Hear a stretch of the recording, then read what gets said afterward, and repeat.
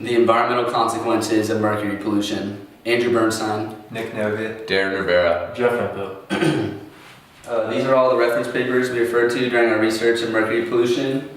All these were used to make our papers and help us come up with some interesting facts for you guys during our presentation. Mercury is a naturally occurring neurotoxin that, if consumed, is capable of devastating effects to the brain and nervous system of almost every life form it comes in contact with. Mercury is the third most toxic naturally occurring substance, second to only plutonium for lethal toxicity. It exists in several forms. It's elemental form, inorganic form, which we went over in class. And the US EPA estimates that every year in the US, over 600,000 infants are born with unsafe levels of mercury in their blood. Also, a recent global assessment from the UN Environment Program has documented that the deposition rate of mercury has grown almost 3 times during the past century. This is just a picture of mercury. It's one of the only elements that's metal and liquid at room temperature. This is how it's found in nature, and this is its atomic number, which is 80, and then its atomic mass is 200, and the physical properties right here. In 1960, there was an issue in Minamata, Japan, where an electrical plant was discharging their wastewater into one of the bays that the fishermen and local population was getting a lot of their food out of. This mercury contamination poisoned a lot of people and caused a lot of severe neuropathies, which they later deemed the phrase Minamata disease to refer to mercury pollution and neuropathic disorders. And that also occurred in 1970 in Canada as well. In Ontario Bay, a similar scenario happened with discharge of wastewater into the seafood and local fishery populations. It's most naturally found in coal, and it can be released into the environment through mining of coal and combustion.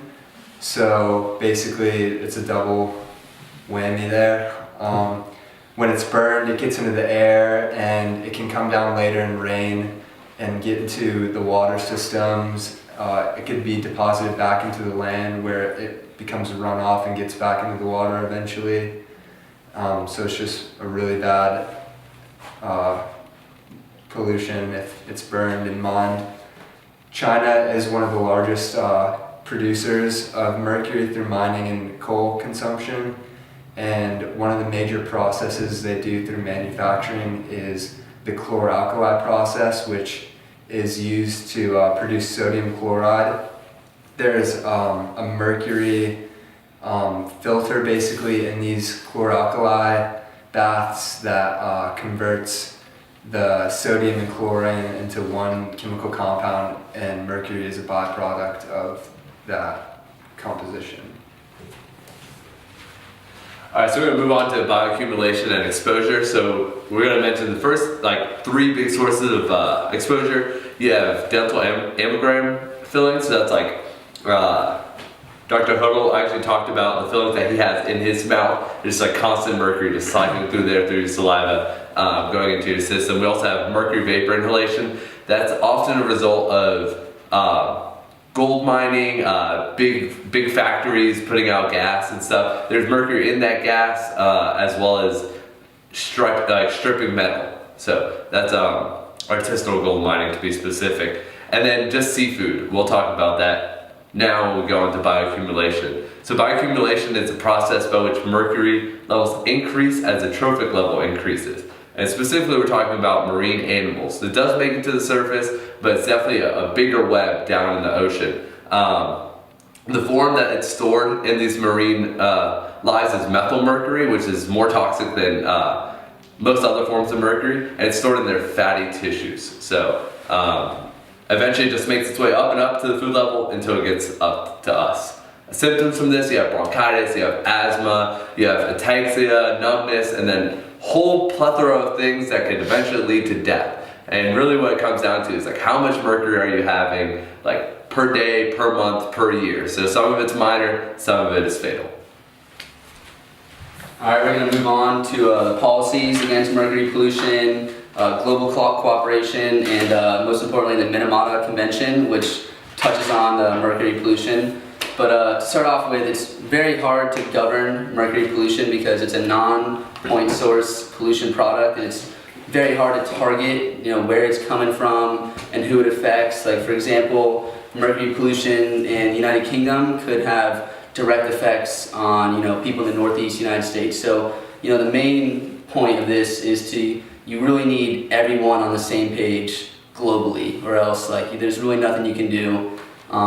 There are a few laws that, I touch on. The Clean Air Mercury Rule is one of them, intended to reduce mercury emissions, but like I said, you can't just have one country doing it. You need the whole world on the same page. That's the only way really to get things done.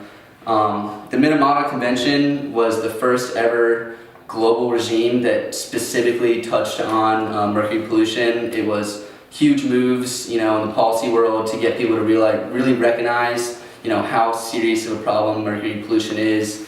There's a lot of countries involved. It's about 50 to 75 countries total. They're trying to step it up, but really the convention helped get people, the awareness up of the global community and how to stop it. I'm going to move on to the industrial and even household uses. As touched on by Nick, it's a very industrial, widely used historically product.